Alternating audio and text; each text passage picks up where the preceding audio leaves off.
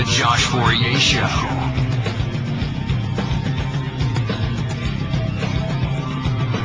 Josh Fourrier.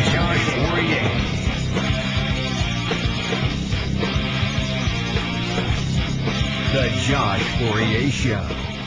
Thank you very much. Welcome to the show. You know, we've done several shows where we've discussed basically our views as to what we thought was going on in Iraq, and how we were told at first we were going to Iraq because of terrorism. We were told there were weapons of mass destruction. Mr. Rumsfeld was very clear in saying areas of Tikrit, north, south, east, and west. Basically, he knew where they were. We found out that was a lie. We're confused, and we want to know why. And what better way of knowing why we sent our troops to Iraq and we have caused the amount of destruction that we have, other than to speak with one of our very own troops. His name is Brian. Brian, thank you very much for being with us on the show today. It is truly an honor to have you here. You're welcome. All right, so let's start. First of all, what was your ranking? You were in the Army, is that correct? That's correct. Okay, and what was your ranking? What was your assignment while you were there? I was a sergeant with the 1st Cavalry Division. Okay, sergeant with and you were a sergeant with the 1st Cavalry Division. Now, for those of us who aren't very clear as to what that means, what does that mean? Well, my job title was that I was a gunner on an M1A2 set tank, and also a gunner on a gun truck. Okay. Now, did you volunteer to go to Iraq, or were you actually called and required to go? Well, we were called and required to go. We had orders to go down there. Okay. And let me ask you, when they told you you were going to Iraq, what was your understanding as to why you were going to Iraq? We were going in to replace the first wave of people who came through. And our duties there were to pick up where they had left off, and that was to control, the terrorist insurgency, and also to do various civil affairs missions and things, rebuilding schools and things like that. And it was pretty much while we got there, play it by ear. Now, whenever you got there was a lot of talk of many troops that didn't receive food, they didn't receive proper body armor, weaponry. Is this true, in fact, that you guys weren't receiving the amount of supplies that were required basically to survive in Iraq? Well, our unit actually did get everything that we needed. Some of the reserve units and National Guard units didn't have what they needed. And do you know why that was? That some troops did not receive the necessities required to survive while fighting at war in Iraq, while we're here back home with plenty of money to send to them. Mm-hmm. There's probably issues of their supply, how much stuff they had on hand when they first sent those people in, and we probably had more than enough money in the budget to get what they needed. Right. Well, that's what's, and I know that this is not your responsibility to find out why, and this wasn't something that you were particularly in charge of, but I mean, is it clear as to why these people?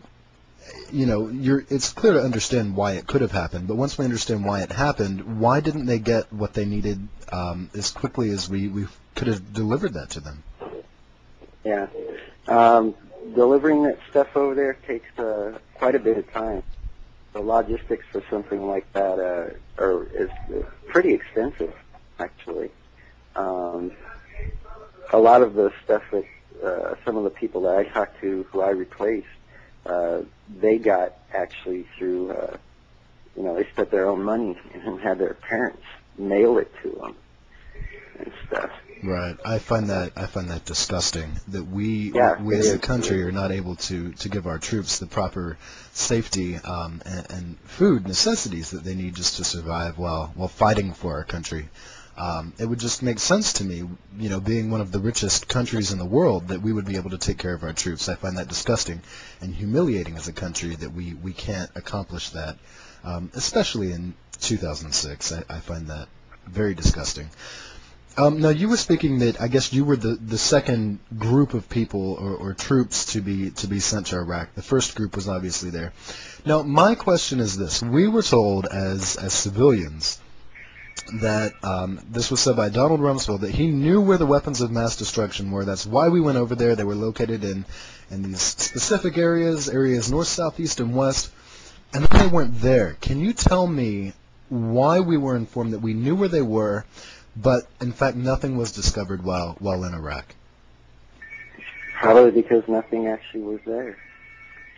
And I know from my personal experiences during the last part of my deployment, I was out in Babylon digging up weapons caches out in the middle of the desert.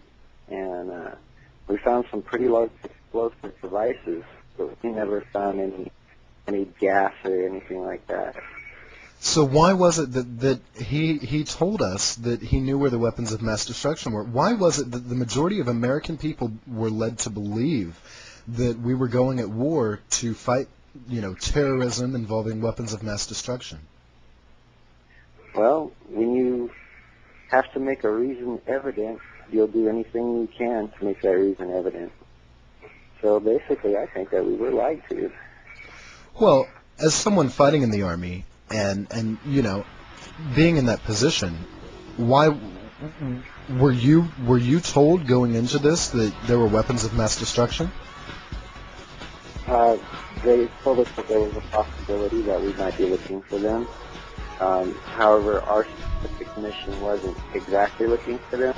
It was more or less going around and getting the small weapons caches and getting the people who were causing problems for us.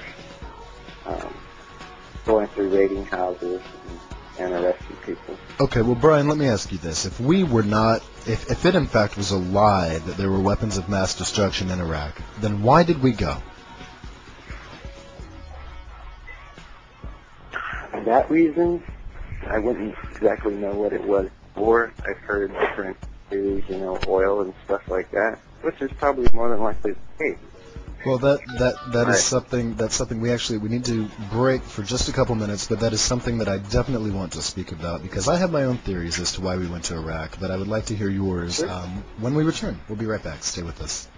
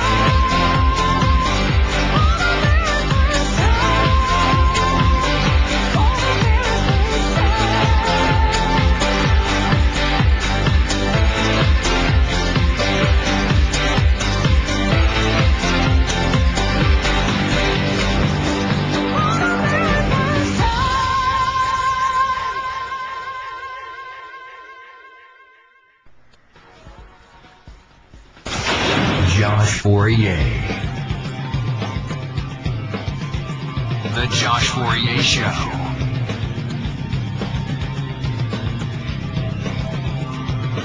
Josh Fourrier. Josh Fourrier.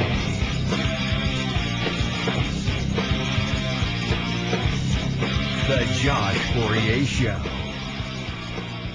Thank you very much. Thank you. Welcome back. You're listening to a very special episode of our show right here on Arizona Radio and ArizonaRadio.com.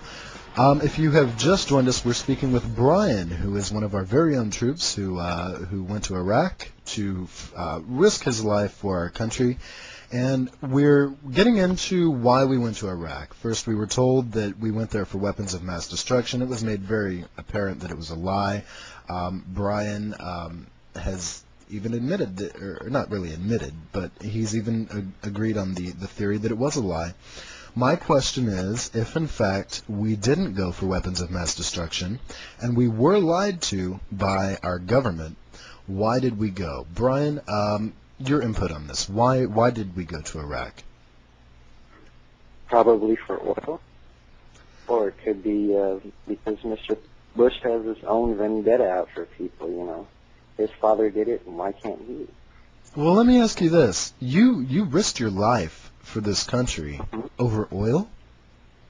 Yeah, it seems like a pretty sorry reason.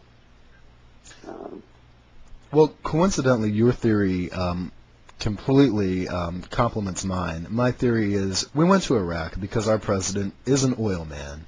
We went there so we could export 3 million barrels of oil a day, the minimum, which will cause the prices over here to go up, which will allow these huge oil companies to make a mint. And that's the only thing that makes sense to me. I don't think we went over there to find Osama bin Laden. I don't think we went over there for terrorism. I don't think we went over there for weapons of mass destruction. I think we went over there simply for oil. And as a human being, in our army, fighting for our country, that would piss me off to know that I'm going over there basically for corporate reasons. And then on top of that, to be lied to as to the truth of why we're over there. Look at the mess that we have caused in Iraq. Look at what we've done. Look at the amount of money that we have sent over to rebuild Iraq. New Orleans is still, in destruction. It's still a mess, Yeah. and it's been a year later. I mean, why? Go ahead. No, go ahead. You're fine.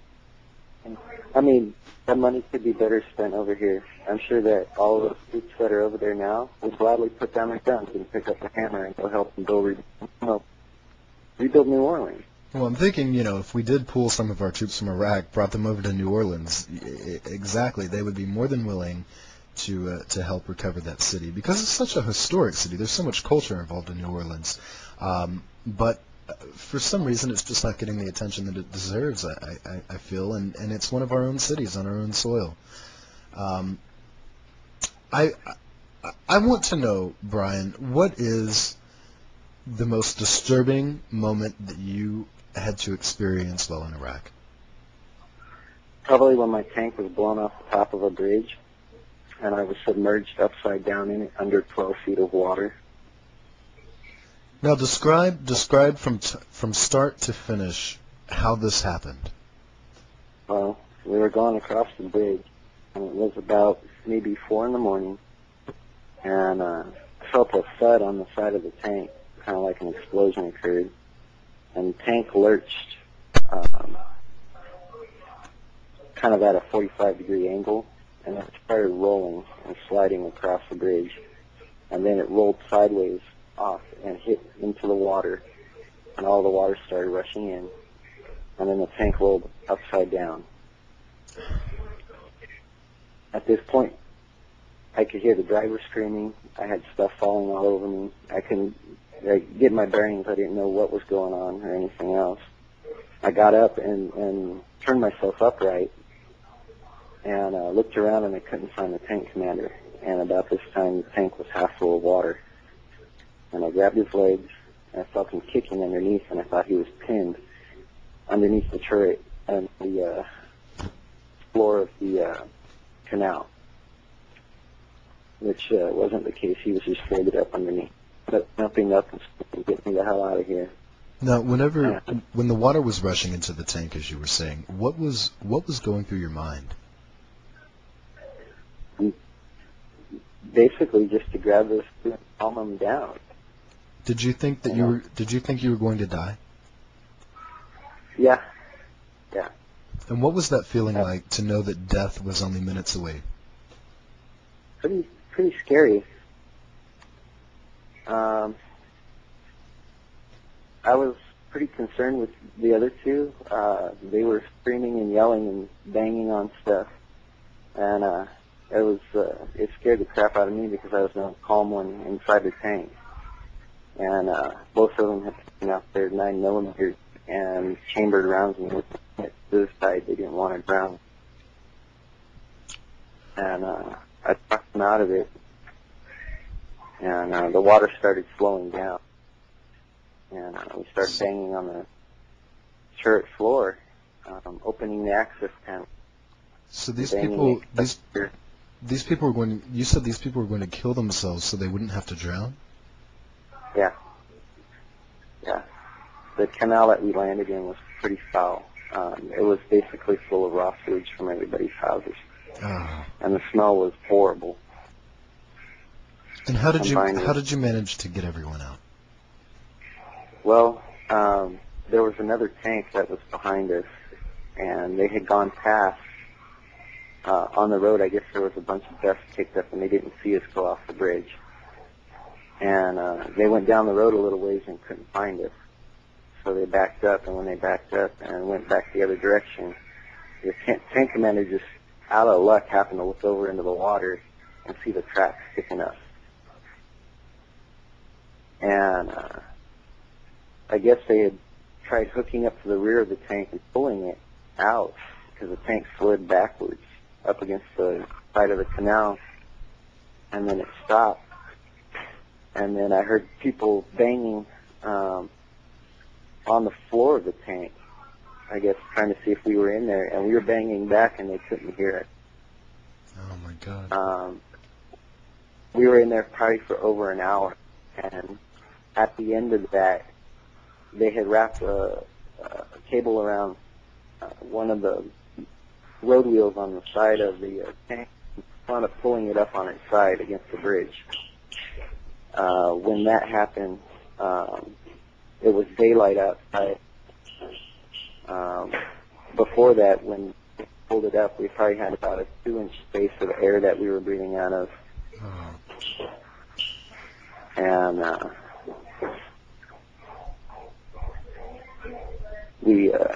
had gone up to one of the hatches in the turret, and I saw people out in the water, and they were screaming for us to get out. And we got out of the tank, and I was yelling for them to help the driver out because he had to lift his feet up in the tank and squeeze behind it to wedge his head up inside of the turret ring to get air. And they got him out, and as they were getting out, the cable snapped and the tank fell back into the water. Wow, so they just narrowly missed getting trapped in there. Wow, that's incredible. So everybody did survive. Why was it that they had, you said that they had bombed or launched a missile at your tank? Well, we think that they might have put a small IED on the bridge, which caused all the concrete to slide around when it blew the track out from under the tank. I see. Okay. What? Just very quickly, what was your best experience while over in Iraq? My best experience? I can't really say that I really have one. So it was pretty miserable for you while you were there, right? Yeah. Yeah. There's also been a lot of talk, and I've seen several videos of our troops. Don't get me wrong, I'm in total support of anyone who is willing to fight for this country. But there's been several videos and several news resources that have spoken about our troops abusing and torturing civilians in Iraq. Is this true? Some of the videos and stuff that have been released, I've seen them, and those are, people that I wouldn't know from any of the other units or anything that were over there. We were kept pretty much on a tight grip with stuff like that. I mean, it crossed my mind. I'm serious. After having two of my soldiers get blown apart over there, and us going and capturing the guy who did it, it crossed my mind. But I had to have a lot of bearing and keep myself from, doing stuff like that. So let me ask you: do you think this went on over there? Do you think there were some of our troops that did in fact torture and abuse civilians? Most certainly. Most certainly. And do you think this is acceptable? Absolutely not. Right. I mean, just as a way to, our troops are representing our country, I feel. Any time they're serving, and for this to happen, I find it to be just something else to add to the list of why we shouldn't have gone over there, and how much of a mistake this was. I want to ask you: did you witness any of the violence or the inappropriate behavior towards any of the civilians in Iraq? And if in fact, did you have any interaction at all with any of the civilians? I had interaction with the civilians and stuff. I never saw any of the torture or anything that went on. And we had deployed about a month before all the Abu Ghraib stuff came out. And we were deployed to Abu Ghraib, but the prison was about 10 miles away from us. And so we hadn't even gone over to the prison. But we did receive briefings and everything else on how to deal with stuff like this. If we witnessed it, report it. So this was not, in fact, something that your leaders or the people in charge allowed or permitted. This was in fact frowned upon. Oh yes. If someone was caught doing something like that, it was made clear to us that we would definitely go to jail. Okay. Speaking of that, we need to take another break again, but I wanted to speak with you a little bit about just your interaction with the people of Iraq, and what you had to do, why you had to interact with them, and what went on with that. When we return, much more. Brian, who has served in our army and was in Iraq. How long were you in Iraq? 14 months. For 14 months. Incredible. We'll take a break. We'll be right back. Stay with us. Josh Fourrier. The Josh Fourrier Show.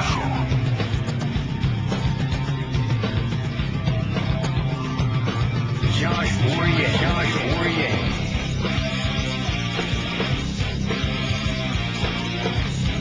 The Josh Fourrier Show.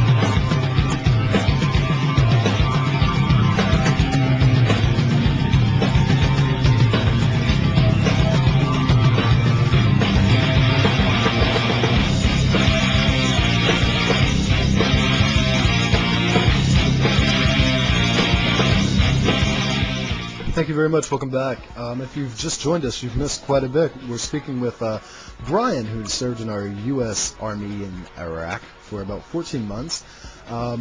He's told us about a very horrifying experience he's had. He's told us about his manipulation or reasoning as to why he thinks we were over there. Now we want to talk a little bit about his interaction with the people of Iraq. Brian, what would you, as like a general aura, how would you describe the personalities reflected upon Americans or our troops while you were over in Iraq? Oh, I got mixed views from a lot of different people, and we interacted with large sections of the populace over there. We rebuilt schools for them. We also did other projects like making sure that their power was fine, the water treatment plants were operating properly. However, we did have a large majority of them who just hated us. They did not want us there. And the ones who did want us there, they helped us out a lot, by turning in the people who were doing horrible things.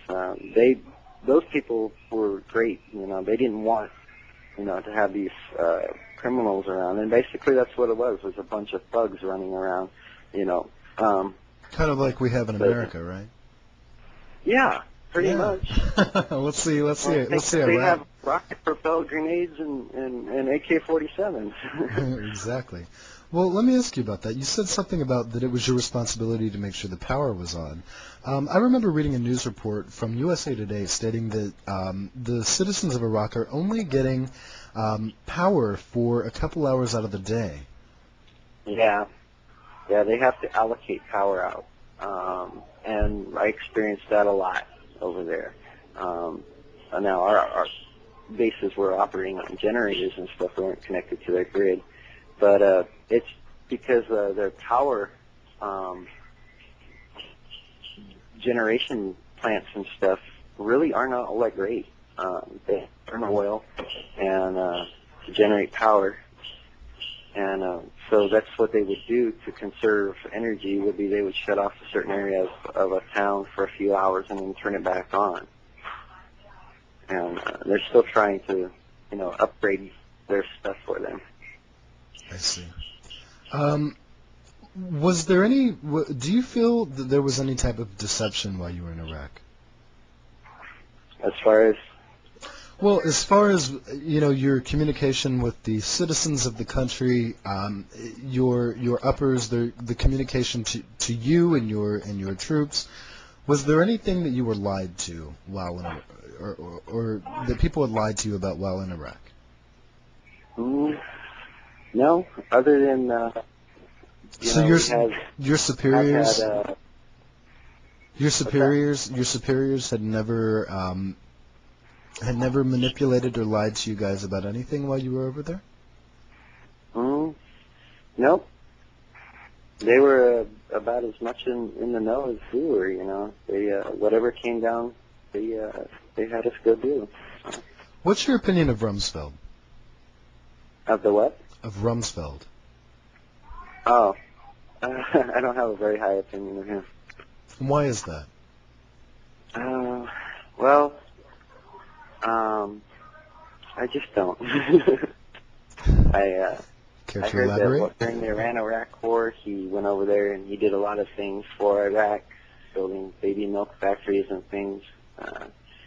He did supply weapons to them and stuff for their cause. And a lot of the interpreters that I talked to told me things that he had done over there for them, and they basically didn't like him very much either. Well, Rumsfeld made the comment the other day that anyone that criticizes or speaks in a negative manner about the war in Iraq is anti-American. Is that? Do you agree with him on this? No, I don't agree with that. Brian, are you anti-American because you aren't very positive about the war in Iraq?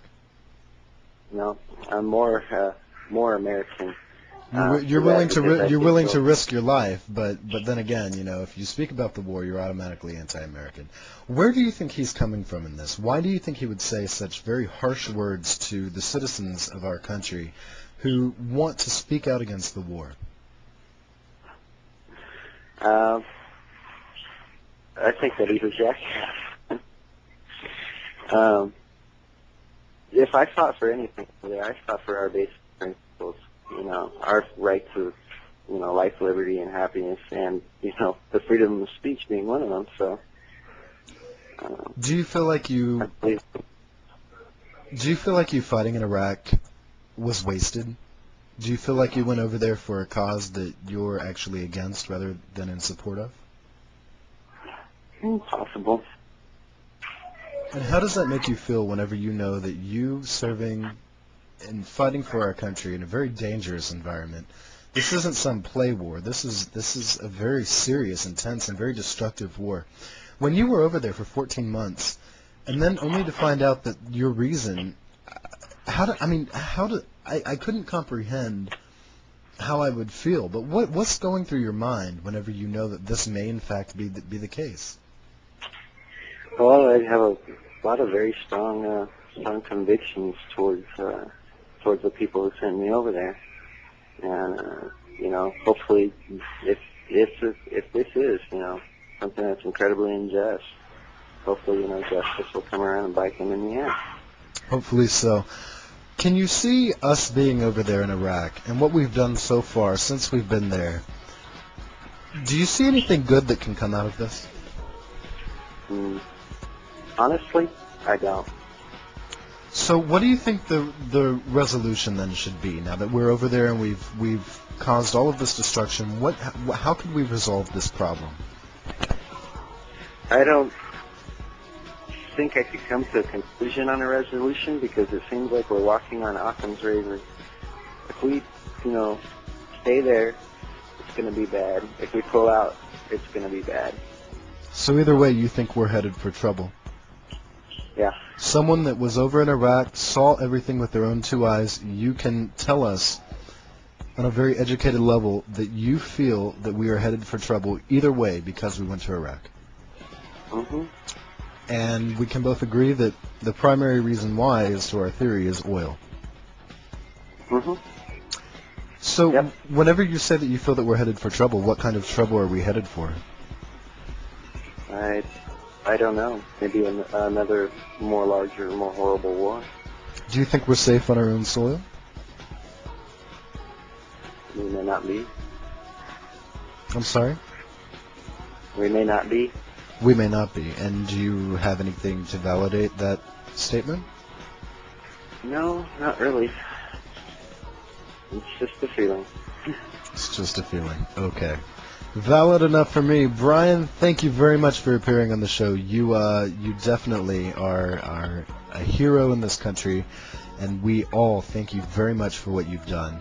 We totally support you. Maybe not necessarily the reasons why we are at war with Iraq, but definitely we support you in wanting to serve our country, risk your life for our country. We think you're an incredible human being, and thank you very much for everything you've done.